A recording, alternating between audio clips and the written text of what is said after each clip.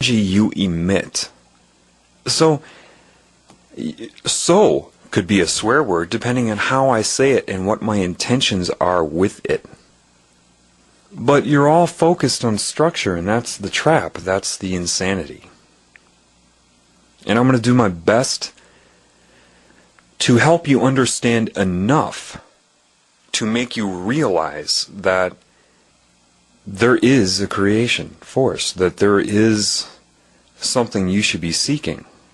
Most of my knowledge, is not from any book, any lecture, any video, any movie, any mentor. It is direct infusion of knowledge into me.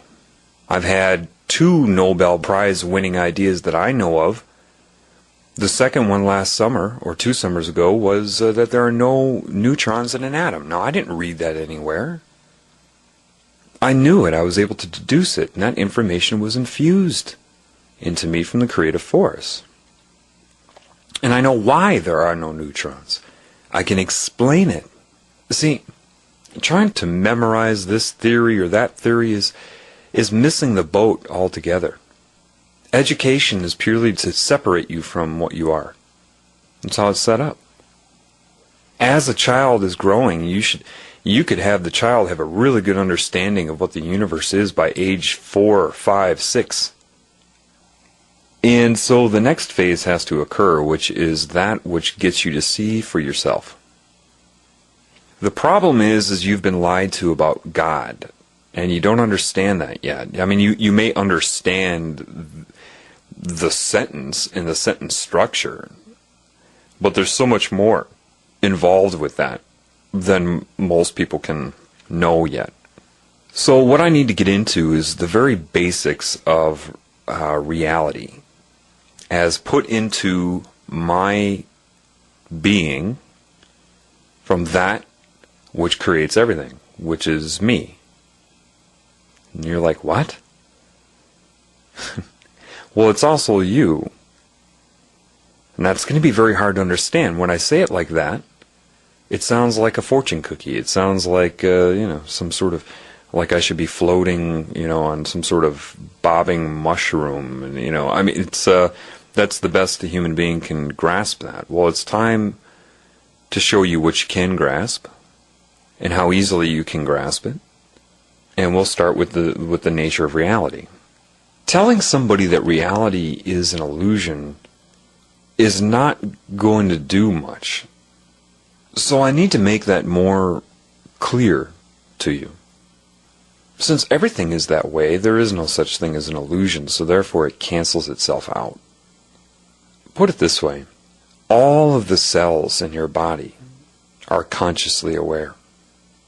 Would you really want them to sit there and be aware of just sitting there in this structural pattern for you, just to metabolize for you and be enslaved by you to make you up, knowing they're consciously aware?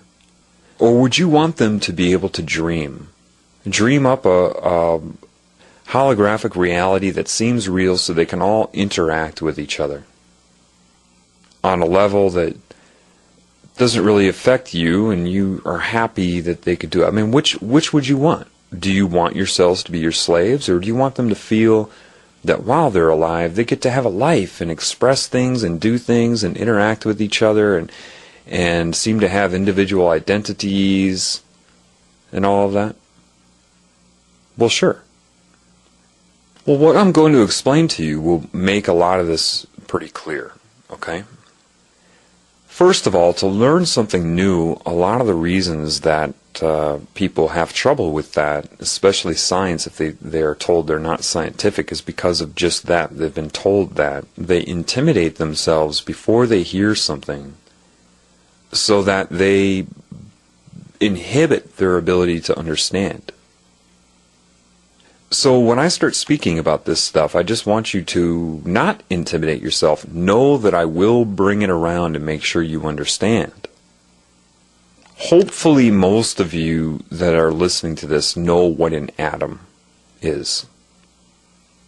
An atom would be a certain type of energy confined to a what you call a nucleus, a center area, with a complementary energy around it, bathing it, surrounding it, so that when they come together, their effect on anything in its scale of existence is neutral. So you're told in chemistry that you have protons, and you count up the protons, and you have neutrons, and then you have electrons that are orbiting the nucleus. If you get high enough up in chemistry, maybe you get into organic chemistry, which is more, organic chemistry is a really good one to make you understand life. Not if you memorize organic chemistry, only if you understand it from the consciousness of the atom, because the atom is conscious. But they tell you have different orbitals. They give them different layer names, S, P, D, F.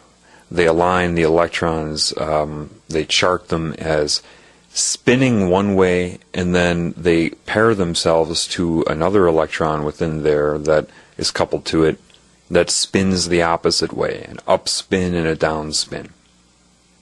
And that's not what's occurring. So let me explain to you what is occurring. In an atom, you have the energy in the center. There's a certain amount of mass, if you want to call it that. Its existence is a combination of other energies and their interference with each other.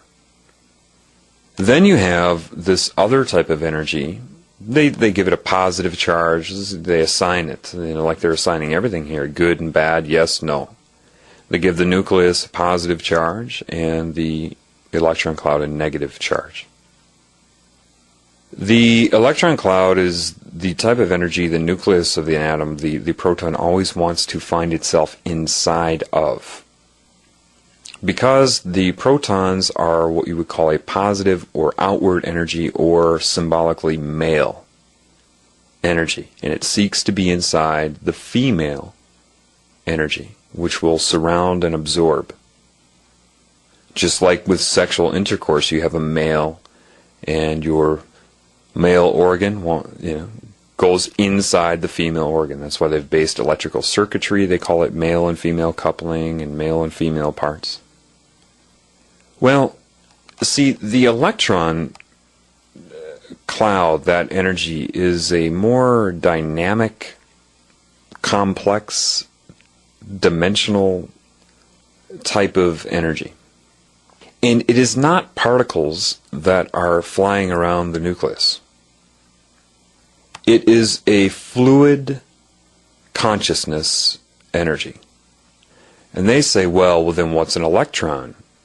Electrons beaming off. Well, all that means is a certain amount of energy is allocated out, and it assumes the most efficient use of space, which is a sphere.